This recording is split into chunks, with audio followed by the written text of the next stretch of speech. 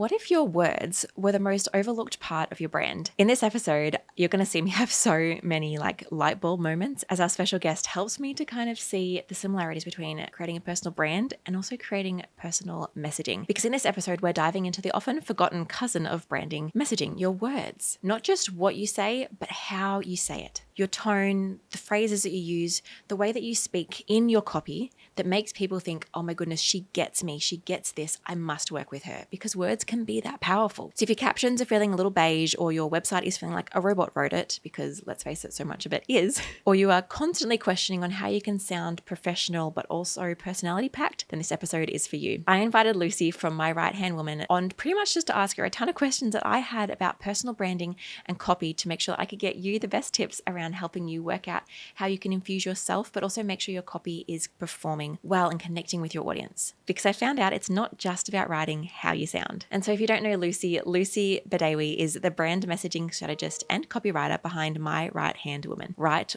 with like writing rather than write like your right hand.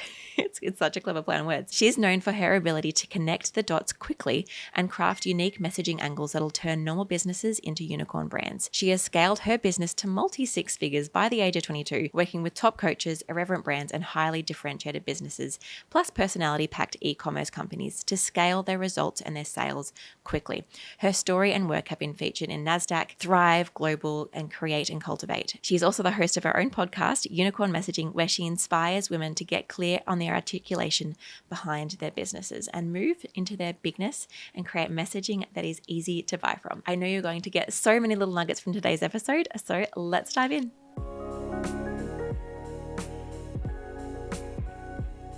Welcome, Lucy, to the podcast. How are you doing?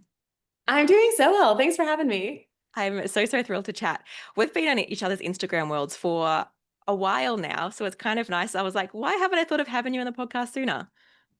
I know. I feel like I know you so well from your content, and it's fun like getting on the phone for the first time because I just want to pick up exactly where I know you, but then I have to remind myself, wait, we've actually never met. Who is this person? All right, we're talking. And then I feel like, Yeah. I don't know if you've ever met people that you've met online in real life after that, and you realize that, oh, you're actually short, or actually you're actually tall. And it's just, again, another level of, I haven't actually met you in person before. It's amazing how many people tell me they're like, you are so much shorter than I expected you to be. And I'm just thinking, like, I'm an average size woman. I mean, I'm 5'4", like on the shorter side, but I'm just like, what did you expect? Like, do I give You give off like tall 6, vibes. 7 tree vibes? Okay, cool. You give tall vibes, not in a bad way, I love just in a it. Yeah. I was funny. like, I wish I was tall. It would make my sport easier. That's hilarious. Okay. Back on topic. I ask all of my guests the same question when they start, when they start on the podcast, and that is, what does an average day in your life and business look like? Because I feel that as business owners, we see everyone's shiny Instagram feed and stuff, but we don't actually get to see how does your business and how does your life actually run. So I'd love to get a bit of an insight if you're willing to share on what an average day in your life would look like. I love this question because I am the opposite of shiny and polish, usually because I love going out every single night with my friends, like not necessarily to bars and stuff, but we'll go dancing and then I'll come home like 11 o'clock, midnight, quickly fall asleep. So usually the first part is just getting my place kind of organized when I wake up in the morning, 5 to 10 minutes, get the dress off the chair, put it in the closet, all that good stuff. Big espresso girly. I always will have 1 to 2 shots of just straight espresso to kick off the day. I also don't believe in skipping breakfast, so big bowl of Greek yogurt. And then depending on the day, I'll either get into kind of heavier writing tasks, admin tasks, or I take all of my calls usually on 1 or 2 days out of the week.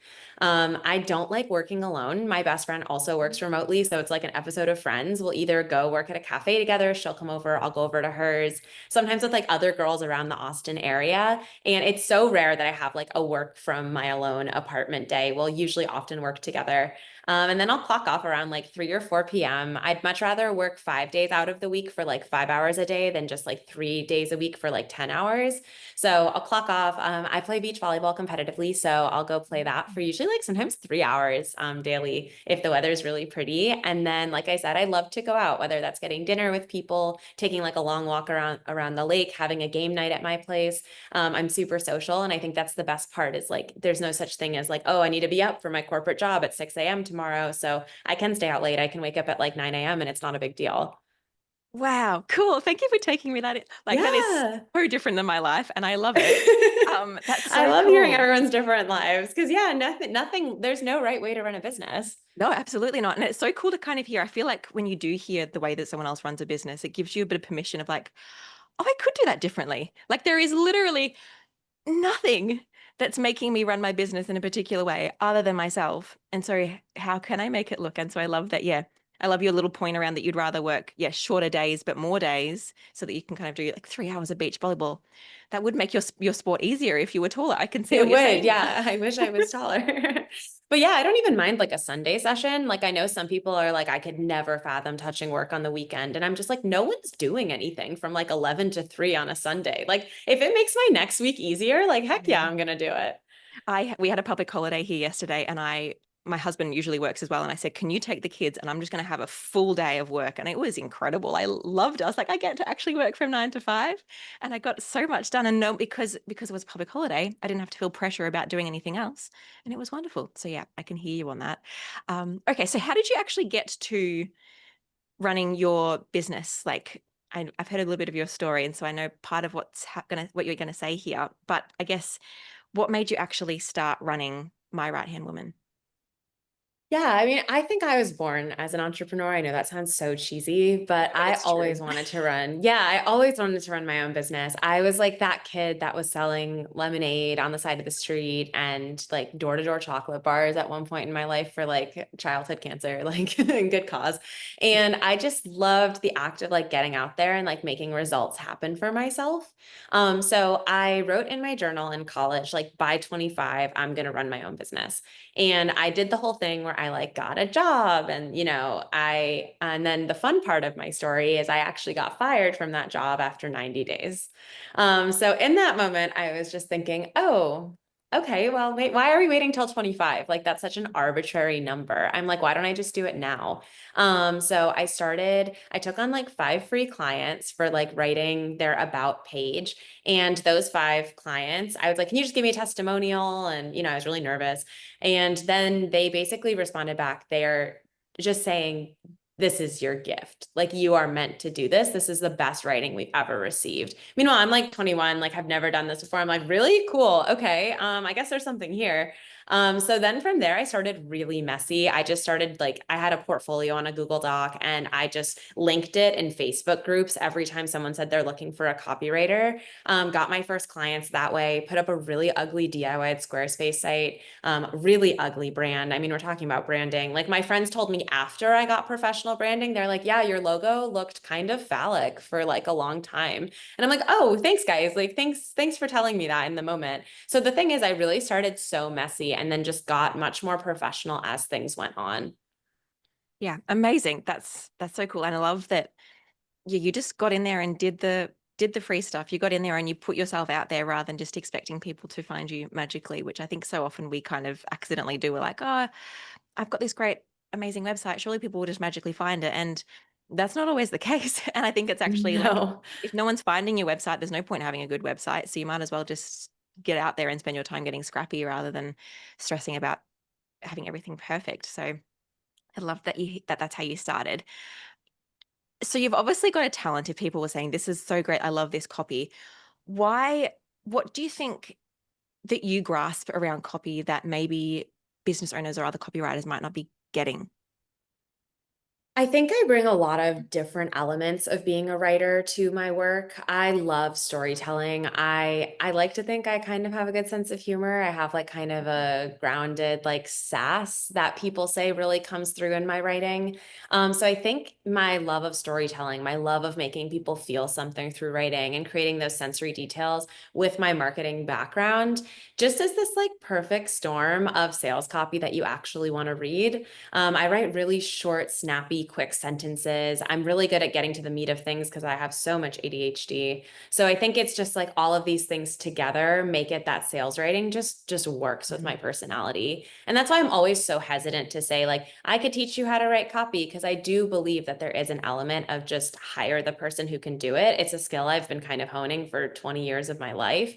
I do think there's great DIY resources out there, but sometimes when it comes to these things for your business, like, yes, you can learn the tips and tricks that make it amazing and apply it to your content. But when there's something so impactful like a website or a sales page, it's really helpful to just hire someone who's done it time and time again. Mm, that's so true. It kind of feels a bit overwhelming, and then you're like, oh, hold on, there are people that could just do this for me. Yeah. But to rewind, I guess, a little bit, how do we if someone's got a personal brand and listening to this podcast and they want to kind of feel like themselves, whether they write their copy or they get someone else to write it for them, how can we put ourselves into our copy without I guess so it feels authentic rather than just feeling inauthentic and just cookie cutter?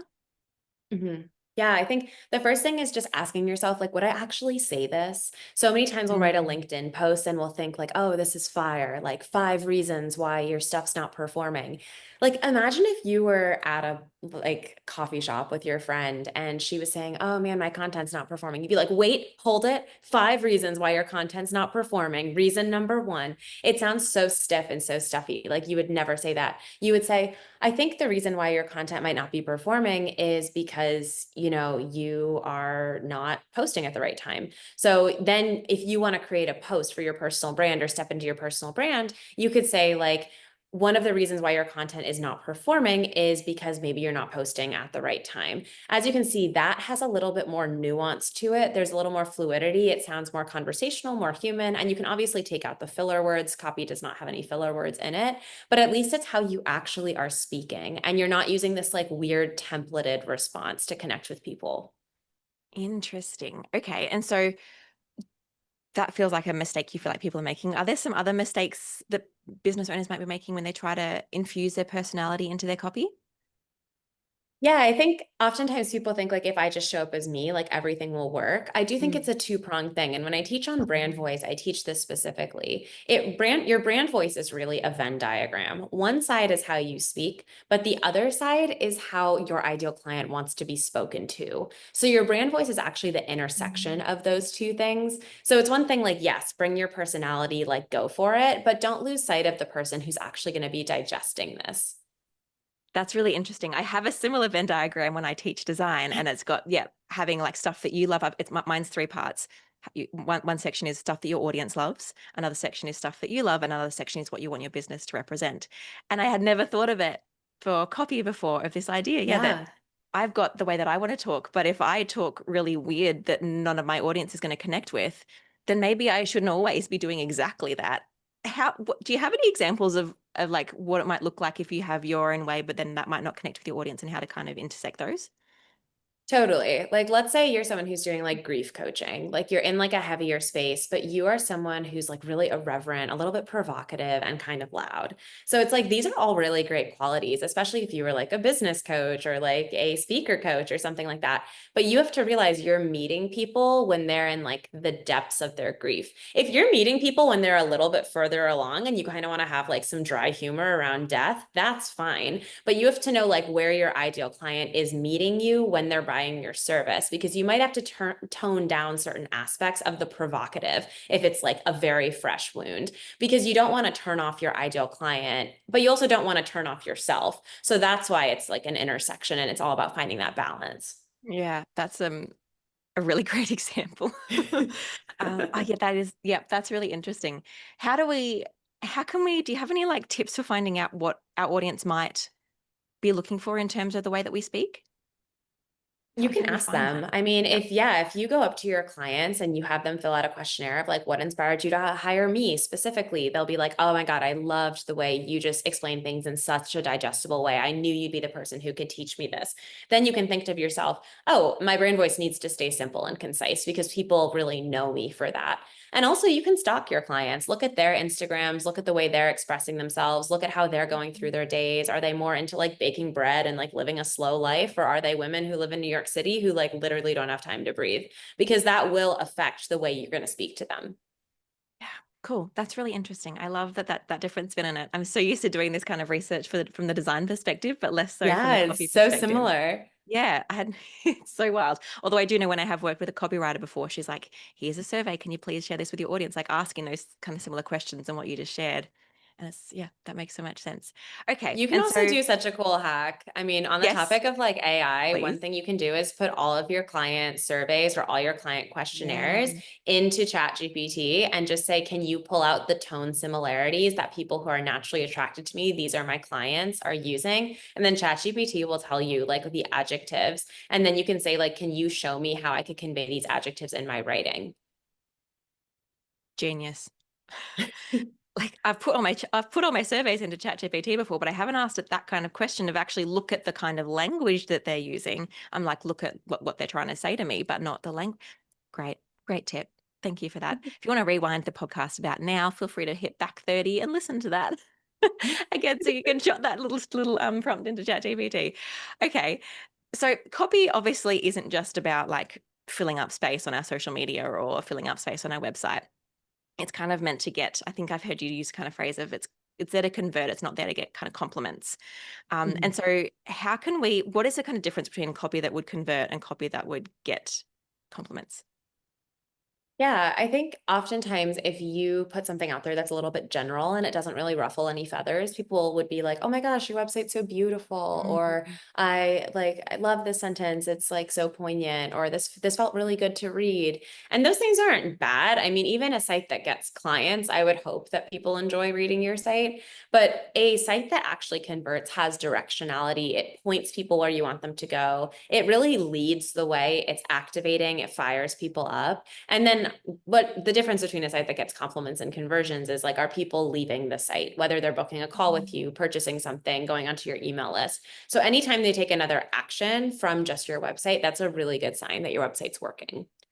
So what are some things that we can do then to make sure that it's not just, so I think one thing you kind of mentioned there was maybe make ruffling some feathers in terms of not just like having an opinion, I guess, on about particular things, and maybe that I guess in that you can be sharing things that differentiate you and the way that you go about whatever your service is compared to other people. What are some other things you might want to do? I think you hit the magic word with differentiate. I think that's often where people fall short is no one's asking themselves, what are my differentiators? I'm a believer that if you don't have differentiators, you don't have a business. So I believe in starting from the differentiators, figuring out what those three things are that no one else does, where you are untouchable, and then going from there, and then creating messaging that's around that. I think that's the biggest thing you can do to be activating. You don't have to try to be this like louder than life, provocative person. It's going to come across as fake and weird if it's not you, but you have to have something in the market where you're just like, close all the other tabs. Literally, I'm the one if you are this client. That brings me to my second point of specificity. So it's really hard to appeal to everyone. You have to get very clear on who you want in your world. And that's going to mean some people are going to look at your site and probably scream and complain about you to their husband. And that's fine. Like that's why we're here. So it's just a matter of getting clear on who you are and knowing who you want and who you don't want. Great. Do you have any examples on that idea of differentiating ourselves, and what could be some like things that differentiate me from someone else? I think it's interesting that you said what would differentiate me from someone else, because I think that's the first thing people think of is they're just like, I don't know what makes me different. Like I'm the same. Like we're both web designers or we're both like plant enthusiasts, whatever. Like I just think like all these different things, we just think, oh, there's so many of me. There's so many, my industry is saturated. But it's like it's so much easier if you look outside of you. Like I would argue, yeah, I think I'm differentiated as a copywriter just for the tone that I use and kind of my style. People know me for that. But I'd say that's pretty weak in terms of my other differentiators. I think I'm the only copywriter who can deliver what I can deliver in a VIP day. Most copywriters are writing like 3 emails. I'm writing 6 pages of web copy. I think I'm pretty differentiated in the way that I structure my offers. I have an offer that's anti-retainer. Don't give me 15K in your firstborn child. Order off my menu whenever you want copy. Let's keep it really casual. So I'm creating differentiation in my offer suite, in my Mm, process, in the way I go about things, in the way I market myself, in my style. I'm looking so far outside of my identity to try and differentiate my business. that's a really great example of doing that, and I feel like that's sometimes how I feel like I'm different in my industry. Is there's not that many graphic designers that will be willingly teach you how to make your own logo in Canva. Most graphic Exactly. designers will be like, Yeah. oh heck no, we're not touching that. And so yeah, I guess You're like, stop demonizing Canva, y'all. Like it yeah, makes great exactly. This is a stuff. great tool. Yeah. And so that for myself is a differentiator, even though like, yeah, that's nothing really to do with me. Any designer could honestly do it, but it's the way that my offer is making that different. So I love that. that different angle, because I think it feels a little bit less overwhelming of like, I For don't know. I feel sure. like we all have this complex of I'm not that special. I'm not that different. I'm not that special. But this kind of helps us to get past that. And so much of it is just how you articulate it. Like you could say, like, for example, using what you just said as an example is like, Mm. why are graphic designers so snooty about Canva? Like, can we all just come back down to earth and like use Canva to our advantage? And that's a really spicy point of view. You know, you're carving yourself out. Like, I'm not like other designers, I'm XYZ. And if you need a prompt, if you're listening to this, ask yourself that. I'm not like other insert titles, I am XYZ.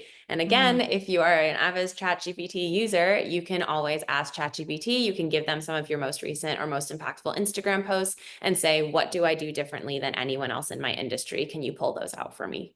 Yeah. And then where would we put that stuff? Like, where do we use it? How do we make that known? You have to infuse it. I mean, I'm not a big believer in like having a section on your website that's like our differentiators. It's the same with like our brand values. And then you see it on the about page and it's like, we believe in honesty, transparency. And I'm like, well, I feel like that's a given. So I think when it comes to your differentiators, it's creating those really spicy sentences that you can just plaster in bold letters on the homepage as someone's skimming down. And you start to create this brand ecosystem where people get to know your differentiators because they're kind of touching them in different places and in different ways. Yeah, it's kind of like they don't really realize that they're being indoctrinated into your Exactly. differentiator. It's like a show don't tell. Like as much as you can show your Yeah. differentiators and not just like tell people like I work fast. It's like I do a BTS day of a VIP day where I literally like chain my butt to a chair, like eat one meal and then just don't stop. So it's like how Mm. can you embody what you're actually doing? If that feels like too spiritual of a word, how can you actually show in your business's actions day to day that this is happening so people almost recite your differentiators to you instead of you constantly saying, I'm different, notice me. Yes, I love that. Okay. Pivoting now from that into kind of working out how can we I often find it tricky to share what makes like really like I want to be like cool and share cool words. This is really articulate. And I love like it. Share cool words. have interesting copy on my pages that make me not sound boring and like everyone else. But then I also struggle with being clear. So say for example, like using metaphors or like cool Mhm. phrases that might be really like cool for like millennials, but then what if someone doesn't actually get that? Or even having like I have trouble with my buttons, for example, on a page. Like some people say, like have cool buttons, like instead of like join now, have I'm ready to transform, blah blah blah, or like have something that's more interesting, but also join now is really clear. So how do we find the balance between those two things? For sure. Definitely clear always needs to come before clever. I think anyone who says you can be clever and then if people are interested enough, they'll figure it out. No one's figuring it out. They either get it or they leave. So I think having that clarity in like what is the thing you're actually trying to say is the base. And then you can have fun with those fun CTAs or those cool words or those themed offers once you know what you're actually trying to do or trying to convey. So for example, I mean, I'm a sucker for a buy now. Like sometimes you just want them to buy it. But I Yes. think like, you know, maybe those mid-page CTAs when you're not doing that final close, you could say something like, you know, like screw this, we're doing this my way. Or something a little bit more activating or irreverent because it's not that final close. But when it comes down to it and like you're at the part where there's an investment, there's a list of what they're getting, and it's your last chance to make the sale, yeah, just say buy now, apply now, join now. Mm. It's clear, and you've already done the hard work on the page. So don't be feeling like you always need to do things differently everywhere. There's things that work. Amazing. Okay, so that's the button answer. How do we then bring that throughout the rest of our copy that's so it's yeah, got that mix of clarity but also um interest rather other than yeah. Yeah. I mean, clarity is not a dirty word. It doesn't have to mean that it's bland or boring or like so to the point that it's dry. I love creating clarity through the sensory experience. So, for Mm. example, I won't say like you're feeling stuck or you're feeling overwhelmed. I'll say you're 2 inches away from opening that window on the left side of your wall and throwing your laptop out of it. So, it's like people can really see and feel. It's real clear that overwhelm is happening, but it's also so much more interesting than just saying like you're feeling overwhelmed. Yes, that was genius. And I think I feel like that's the thing that I always struggle with when I'm trying to do copy is thinking of those really great examples, which I feel like is what copywriters like you have like such a knack for, of just, yeah, taking those boring words, like you're feeling overwhelmed, and actually putting legs on it that we can be like, oh yeah, I do feel like opening my window and checking my laptop out. That is me. And it makes it so much more like, it feels like they totally get us, but also it's a little bit fun and interesting to read. So it's not like, oh yes, I'm feeling overwhelmed. Tick. So I think that's how do Yeah. you think of those? Is it just in your brain, or do you have like a little thing? I think it's a mix of both. I mean, every client's going to be different. Some clients we're going to have slightly more raunchy examples, and then other clients we're going to have slightly more toned down examples. But I think when it comes to, you just want to make sure it's relevant to your ideal client. It's just so hard for us to know how things feel. Like if someone asks me, like, are you feeling sad? Like maybe I'd be able to answer. I'd like to think I've done some emotional work, but if someone asks me like, are you on the precipice of just like breaking down and sobbing and just canceling the rest of your day? I might be like, yeah, I'm like inches away from that. So it's like it's taking these like big feelings that we have as people, especially if you're a service-based business or a coaching business, and making it into something that someone can relate to in that moment instead of having to like dig deep and be like, am I mad? Am I annoyed? Because those just don't hit the same way. That's such a good point. It's not just interesting copy, it's actually really practical because, yeah, we think that our audience knows what they're feeling, what the problem is, but so often they actually don't. And so putting, yeah, examples, it's pretty much just putting examples to what the feeling would look like manifested. So, yeah, Exactly. yeah, that's such a great tip. Okay. And so if we're writing down a copy or we're asking someone to help us with that, how do we find out what our brand voice is? Like, I find it so hard. Like I've done ChatGPT prompts and like, enter in here your brand voice and your wording and your words you always say. I'm like, I don't know what I always say. How do we find that kind of stuff out? What practices or exercises could we do? It's so interesting that you say, like, how do we find it? And I think a lot of people think, like, I need to discover my brand voice. But what they're not always realizing is a brand voice is curated the same way Mhm. a brand is curated. Like, yes, it's you. Yes, it's authentic. We're not like creating fake stuff over here. But, a brand designer doesn't just like pick a color because it's pretty or they like saw it in nature. Everything is rooted in so much strategy, and your brand voice is no exception. So yes, you can use ChatGPT to try and pull out patterns from things that you're already doing. But at the end of the day, you need to make a conscious decision that this is going to be my brand voice. This is how I'm going to write in it. And these are the guidelines I'm going to follow because I'm going to stick to it. Because there's nothing worse than someone being like so all 100% them in their content. And then you get an email from them and it's like, to whom this may concern. And you're like, did someone hack your inbox? Because you're creating a brand ecosystem. And the same way you're doing that with visuals, you're also doing it with voice. Yes, my brain is like, oh, this is so the same as design. Like this is everything. Like yeah, everything you just said, I could take that and apply it to design, and I do take it and apply it to design. And it's this idea that, yeah, your brand doesn't have to be exactly you. It has to be, yeah, this culmination of what your audience loves and what you want to represent in your business and all these other things. And you have to stick with that. You can't just choose like a green to post next week when your branding color was orange. And it's the same with with your tone of voice. And that feels a little bit overwhelming for me, to be honest, because Yeah. What feels overwhelming about it? I think because one, I find it tricky to know what different brand voices. It's not like as simple as choosing a color. Like it's a little bit. I Mm. feel like it's a little bit less uh, solid. That's not the word I'm looking for, but I can't find it. And there's a little bit less solid, but then it's also something that feels scary to commit to because what if I find a cooler brand voice tomorrow? Okay, but let me put this in design terms. So I it's know.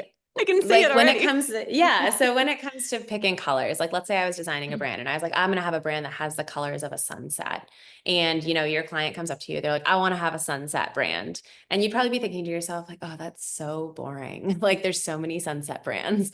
But you might do something fun where you're like, okay, we're gonna do like red, we're gonna do yellow. I don't know why I'm painting the weirdest sunset in my head.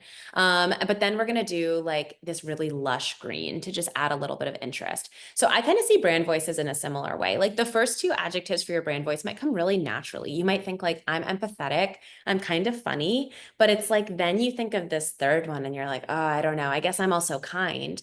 But it's like that's a really boring brand voice if you're empathetic, kind, and like a little bit vanilla funny. I want it to be something that maybe is neutral or negative because that makes your brand voice have some dissonance or Mhm. sound human. And when it comes to like being scared to commit to a brand voice, first of all, your brand voice can evolve, But also at the same time, it's like, yeah, I mean, you are going to have to commit to a brand voice. And, whether you're having a bad day or a good day, your brand voice doesn't change. And a lot of the times we hear things in the online space of like, you should be really high vibe to make sales. It's like, no, I can literally be like the angriest, most irritable person in the world and still write an email in my brand voice. So it also takes this pressure off that you are your business and every season you go through, your brand voice goes through and gives it some of that standardization that an actual company would have. I love that. Those are so many good tips. You just brushed past like the tips of having, say, if you're trying to find 3 words to represent your brand voice, of 2 maybe positive and 1 like a negative or neutral one. Like that's wild, but I can see how that would work. That's such a clever little tip. Oh, for sure. Yeah. Like in my brand voice, I often say, like, I'm impatient. Like even the Mm. way I write is impatient. I don't give all the details. I like write with like a ton of fragments. I'm like kind of annoyed to people who don't understand something the first time. And I think like that adds a little bit of the, oh my gosh, she just brushed way too fast past that. Why is she not explaining things wholeheartedly? What's going on? I'm confused. I'm stressed. Like, can she slow down? I'm going to listen to her podcast episode in 0.5 speed. And it's like that's become a part of my brand, along with like caring so deeply about my clients and also being a little bit unapologetic. That's great. I feel like I need to take the impatient and fast vibes thing because obviously that's people complain like multiple times a week. People on my YouTube are complaining about how fast I talk. I'm like, buddy, I'm so sorry, but I can't slow down. I don't want to slow down. I like talking fast. I'm sorry you can't You're understand me. just Play like, me on own it. Yeah. 0.75. Play me Ah, on 0.75. That should be a sticker. oh, I mean, the amount of times I've said that phrase, I'm so sorry, but try play me on 0.75. And they're like, we shouldn't have to change ourselves to fit you. I'm like, there's other people out there. Don't hit me. I literally listen to everything on times 2 speed. My Hmm. mom tells me that she's like stressed hearing something come out of my earbud. She's like, how are you Yeah, retaining that? how Like, is it there's a happening? speed for everyone. And I think it's just like own your neutral traits, own your negative Yeah. traits. Like, that's what makes a brand voice have that richness to it. Yeah, that is such a great tip. I love it. Okay. My last question is if you could give one piece of advice to entrepreneur looking to elevate their personal brand through their copy, what might you say? Yeah, I think if you're going for your personal brand, I think the number one thing I see people doing with their personal brand is just not telling enough stories. I Mm, think often we're always trying to provide value. Like the amount of times I see people be like, provide value, I'm like, okay, like, great. And yeah, it's like, yeah, think about your ideal client, be valuable, whatever that means to you. But it's like people want to get sucked into your world. And when they start to really believe in who you are and feel connected to you, at that point, it doesn't really matter what you're selling because people kind of want in on it. They're banking on you. And then any offer you put out, assuming it's a good offer, they're so much more likely to like partake in it because they actually have that connection to you. yeah.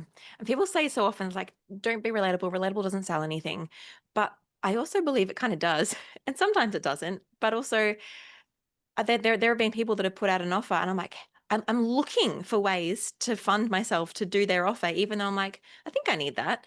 I'm not like falling over myself to need it, but I'm like, I like that person and I really would like to work with them. So I think it's interesting that, yeah, it's okay to share a bit of our story and a bit of stories. Like the posts that I share that do the best are stories.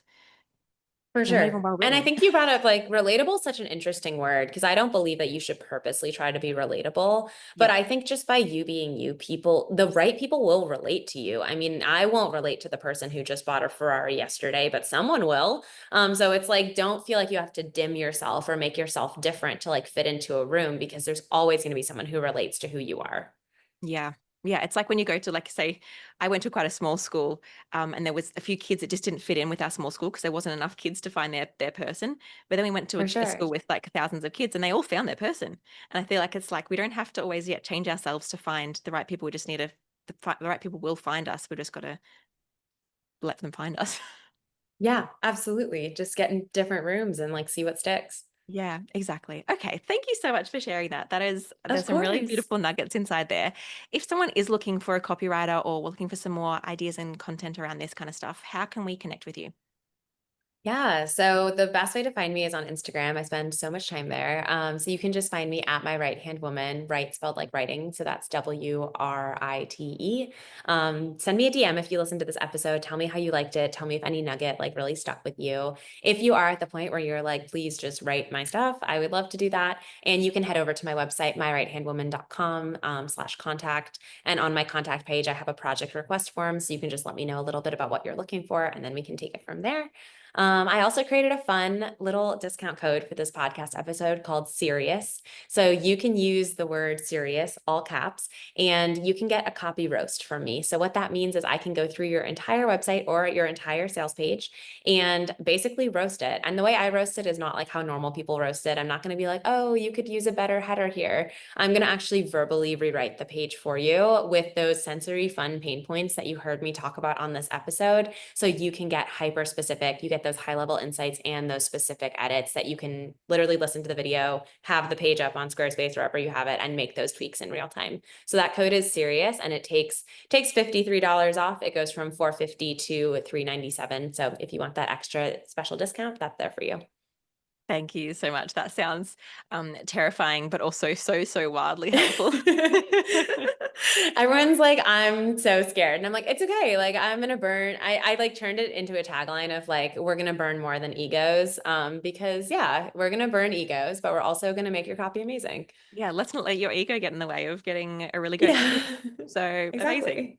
I love that. Okay, thank you so much for joining us. I'm sure, yeah, everyone got so much out of that. So I really appreciate your time and your expertise. So thank you. Of course. Thank you. Enjoy probably beach volleyballing after this at some point.